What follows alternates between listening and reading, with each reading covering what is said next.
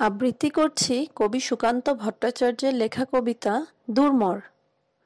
হিমালয় থেকে সুন্দর বন, হঠাৎ বাংলাদেশ কেঁপে কেঁপে ওঠে পদ্মার উচ্ছ্বাসে। সে কোলাহলের রুদ্ধস্বরের আমি পাই উদ্দেশ। জলে ও মাটিতে ভাঙনের বেগ আসে, হঠাৎ নিরীহ মাটিতে কখন জন্ম নিয়েছে সচেতনতার ধান।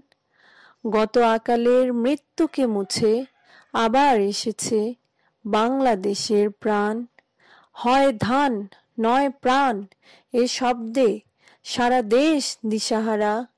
একবার মরে ভুলে গেছে আজ মৃত্যুর ভয় তারা।